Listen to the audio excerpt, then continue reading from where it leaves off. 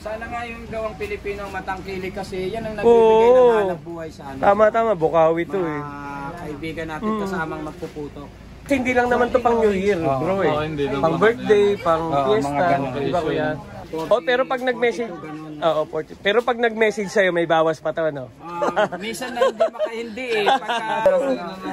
Kasi lang siya pag New Year, di ba kuya? Pero pag mga all occasion, binyag, kasal, fiesta, meron pa rin naman eh, no? Ayan. Contact na lang sila kay Kuya Melchor pag kailangan nila ng mga fireworks, mga pailaw sa kanilang mga okasyon. Ayan. Guys, dito tayo ngayon sa may Bukawi at madaming namimili ng mga paputok dito. Ayan, bibili kami ng mga paputok. Kahit nasa kanan lang siya. Opo, pag ganun lang.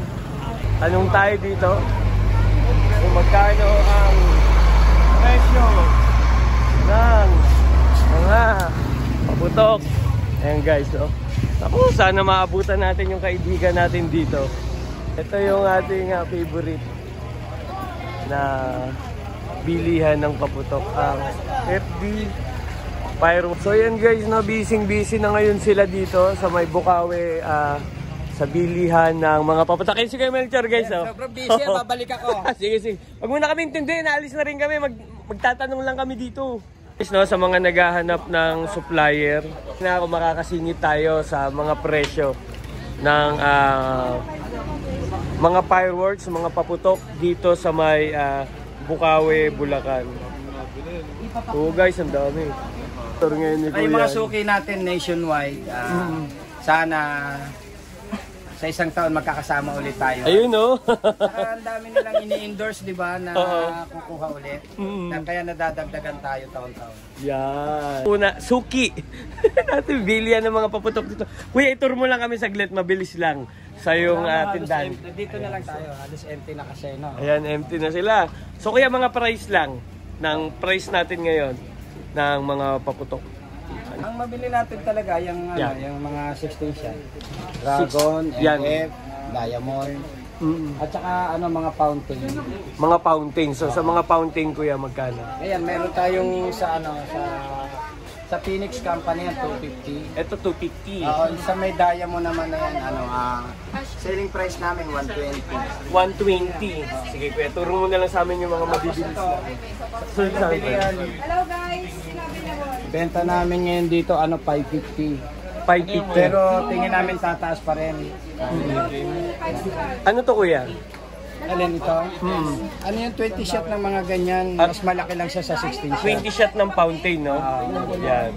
Kuya, magkano tong anong tawag dito? Roman candle. Roman candle, magkano po ito? 6 pesos. 6 pesos ang isa. So, pulot na lang ako kuya. Tapos etong isa. Yan, fountain ng tube. Fountain. Crackling siya na fountain. 120 ang selling namin. 120. So, marami kasing usog lang kami dito kuya. Sige. Ito po.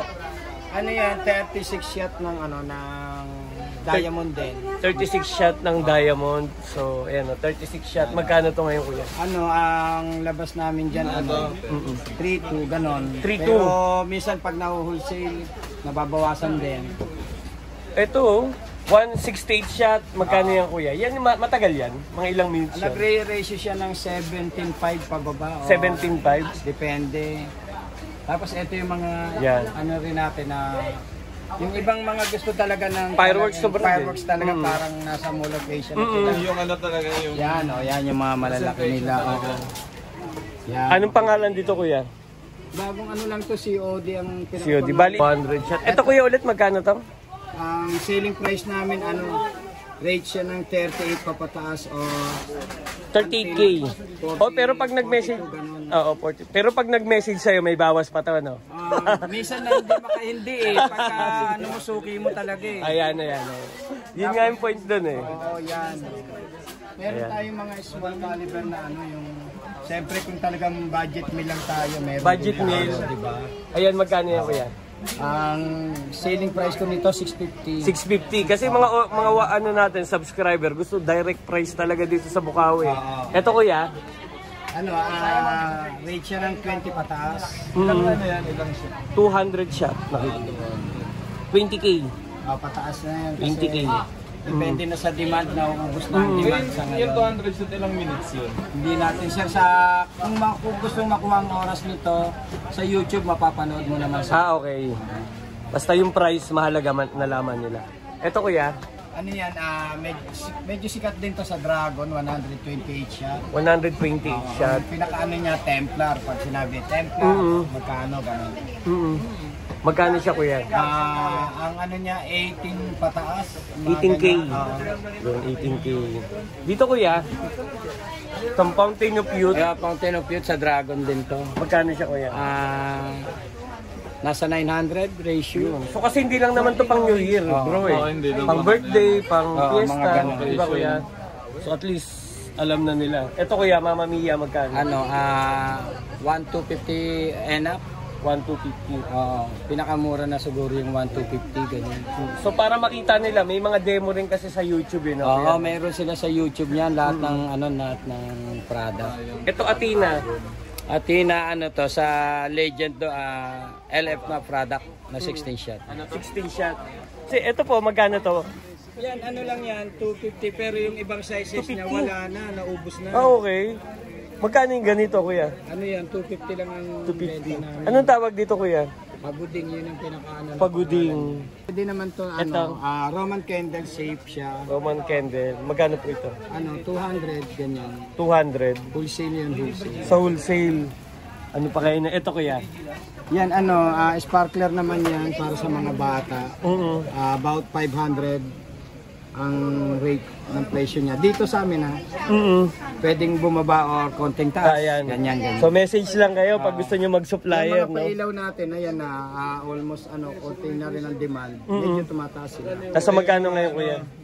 Nasa rate siya ng 30, 25, 30, 35 ganyan ang selling price dito sa amin sa Bukawi. So guys, nagbabago presyo. Ngayon kasi December, 27. Ayan. Ito kuya, ano ba to? Ano siya yung pangbata naman to yung parang string siya tapos yung ilaw niya nag-spark. Magkano? Ang rate niya sa akin 380 pataas. 380. Yung mga fountain natin, magkano yung ganito? Yung ganyan Kakat natin, naman kami. 60 pesos. Yung mga ganito. 60 pesos pa, no? Yan, 60 pesos. Ito, sinturon ni Judas. Ito approved to? Rate siya ng 80 to 90. Approved pa rin ng sinturon? 80 to 90 na ano siya. Price na yun. 80 to 90 pesos, sinturon ni Judas. Ayan guys, so approved pa rin. Yan. Yung mga, ito kuya pwede? Yan, pwede pa yan. Anong tawag dito kuya? Ano to? Diamond siya ng 1,000 rounds. Tamang-tama, nauubos kami dito sa sa local na sawa. Ito na yun ang pumapalit na na pang substitute sa triangulo. Okay. Pero mas gusto ng mga tao pa rin yung triangulo kahit anong gawin. Kasi yung nakasanayan na gamitin. Magkano yan kuya? Ito, ang rate sa akin ito 550 pataas. 550 pataas. Kahit mayroon pero ang triangulo pa rin ang hinahanap. Sana sa mga kababayan ko yung triangulo sana wag nilang ipagbawal kasi nakaugalian na rin gamitin ng ng mga Pilipino. Wag tayong paano sa taga-ibang bansa na sila magturo sa atin na mawala ang triangulo sa atin. Bawal na triangulo kuya? Hindi naman sa kasi nagkakaroon ng masyadong paghigpit pero yun ang traditional na gamit talaga natin. Pero yung import natin pwede. Kaya nga ang pinaka kasi naleles yung hanap buhay ng Pinoy tapos traditionally talaga yun ang gustong gamitin ng Pinoy kaya sana sa akin nauukulan baka pwede sana luwagan niyo. So parang napilitan kayo mag-import ngayon, no? Kasi gawa yun yung approve nahihigpitan yung gawang Pinoy, sayang naman doon tayo nagkakaroon ng hanap buhay talaga locally. Sana na rin nila ma-appreciate nila na sinabi mo nung ganyan ang kailangan natin sa atin, may hanap buhay tapos traditionally na yun ang gusto nating gamitin sana. So yun yung Kuya Melchor. So yun sa concern namin sa sa pamahalaan sana na ang traditional na mga paputok natin na triangulo. Ano na ngayon kuya yung mga bawal, yung mga nawala ngayon? Actually, ang mga bawal lang naman talaga yung malalakas Yun talagang dapat na hindi talaga natatangkili kasi kung sumablay siya, masyado siyang malakas para maka-damage sa sa surroundings o kaya sa tao, di ba?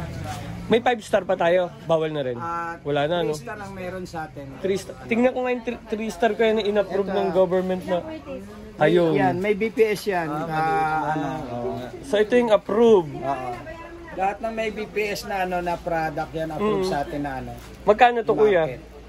Ang rate niya sa amin 80 ngayon to end up. Pero nagmula din 80 siya sa pesos? mura, kaya lang kukunti ng stock kaya medyo So 3-star na lang guys, wala na palang 5-star, no? Ito pwede pa yan. Kukunti ang stock natin. Pero yan. pwede pa. Pwede pa naman. Depende sa ibang LGU kung papaobrahin nila. Pero dito sa LGU natin sa Bukawi, Pwede naman. Sawa ba yan? Yan ang sawa. Sinturon ni Udas. Yan yung triangulo kaya nga sayang sa ibang LGU nahihigpitan. Samantala yan yung traditional na gamit natin sa New Year. Triangulo. Ilang ano yan, kuya? 200 rounds lang po yan. 200 rounds, pero dito sa Bukawi, approve ba? Approve naman kasi may kasama sa sa may license. O, yan magkano, kuya? Ang rate ngayon yan dito 160 to 200. One kalaban niya na yung pantapat ng ibang bansa na approve dito. Nasa siya Nasaan yung ito yung kuya, more no? than 200 ganon. Ayan, magkano to, kuya? Ang Ito yung 200, no? namin ngayon dyan 275. 270. So parang lumalabas, kuya. Ayan yung magkatapat ngayon, no? Yan. Mas mura pa rin yung gawang Pilipino, no? Sana nga yung gawang Pilipino matangkilik kasi yan ang nagbibigay ng hanap buhay sa Tama, Bukawi to eh. Kaibigan natin kasamang magpuputo. Nakakalungkot, wala na yung mga gawang Pilipino. Yun nga sir, yun ang hinihiling ko rin sana sa makakarinig sana yung traditional natin na paputok na triangulo at saka hanap buhay ng kapwa natin. Madami, no? Na gumagawa. Madami ang nawalan ng hanap buhay pala, no? Yun lang, isama din natin yung pag-iingat sa mga gumagawa. Yan.